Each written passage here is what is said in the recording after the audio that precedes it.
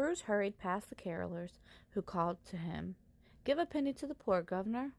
"Bah!" Scrooge replied.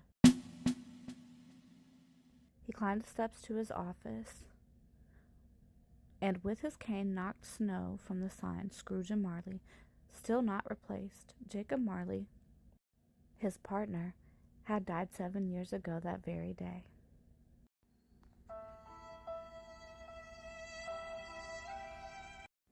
He and Scrooge had built a good business robbing widows and swindling the poor. Inside the office, Scrooge's clerk, Bob Cratchit, shivered as he copied letters. Surely Scrooge wouldn't miss a little coal.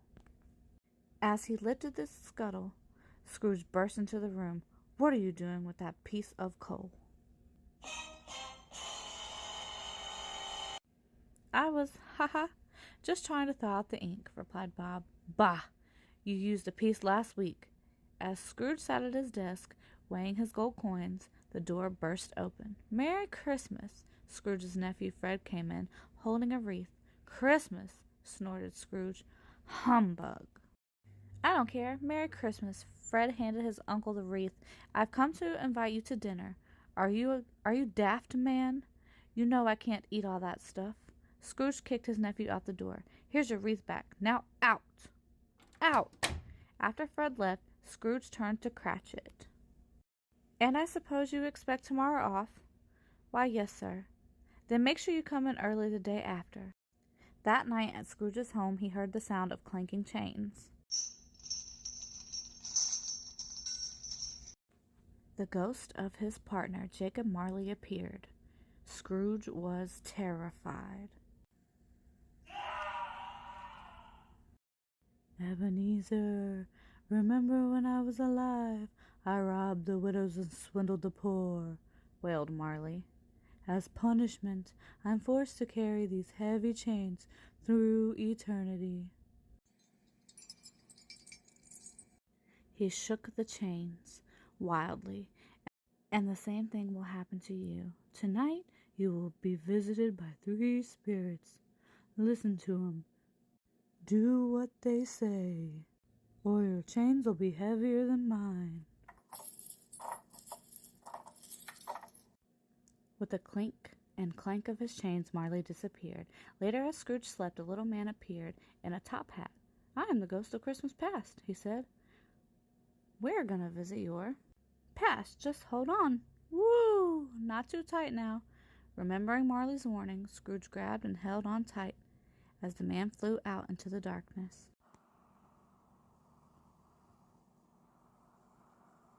Soaring over rooftops, they landed by a cottage window. Looking in, Scrooge saw his young love Isabel dancing with a smiling young man. "That was you," said the spirit, "before you became a miserable miser consumed by greed." The spirit whisked Scrooge to another scene. Scrooge's office. Isabel was crying. Scrooge remembered that he had foreclosed on Isabel's cottage and had lost her forever. He awoke in his bed. Scrooge felt a heavy hand on his shoulder.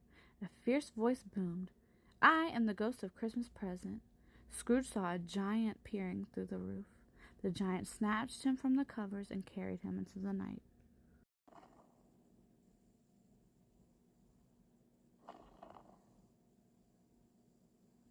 The next thing Scrooge knew, they were at Cratchit's shabby house. Through the window, he could see the family about to carve a small, scrawny goose. A boy on a crutch hobbled into the room. It was Bob's son, Tiny Tim.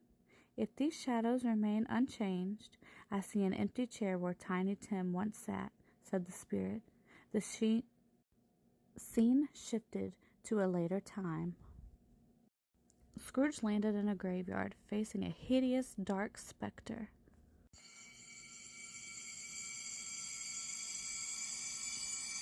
"Are you the ghost of Christmas future?" Scrooge asked, but the spirit just pointed. Church bells tolled. The Cratchits sobbed over a gravesite.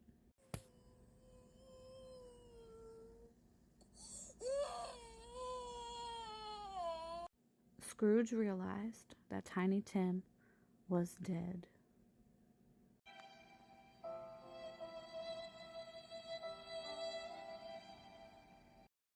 Tell me these events can yet be changed, Scrooge pleaded.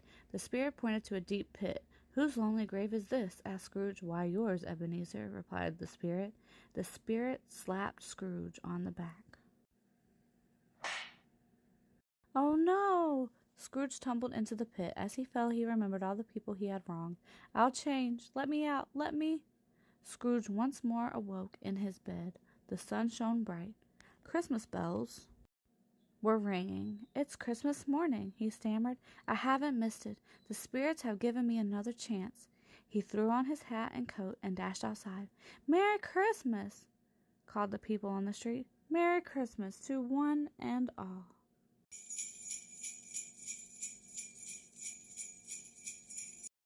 Scrooge cried as he pushed gold coins into the hands of the folks collecting money for the poor. He hurried past his nephew's carriage. Ah, nephew, he called, I'm looking forward to that wonderful meal of yours. Rat-tat-tat. Bob Cratchit heard a sharp knock at his door. When he opened it, his face fell. Scrooge, looking very cross, stood with a big sack. I brought another bundle for you, he said, holding a laundry bag. But, sir, it's Christmas Day, said Bob. Scrooge threw the sack on the floor. Out fell dozens of parcels tied with bright ribbons. He grinned as he watched the children's faces light with joy. Then Scrooge offered the family the most wonderful gift of all. Bob Cratchit, he said, I'm giving you a raise and making you my new partner. Miss Cratchit then discovered the Christmas turkey Scrooge bought for them. Merry Christmas, Bob. Scrooge smiled. The whole family danced with joy. Children would never go hungry. Tiny Tim could grow stronger. Seeing their merry faces, Ebenezer Scrooge was happy for the first time in many years. How good it feels, he thought, to be generous and kind. God bless us, every one, said Tiny Tim.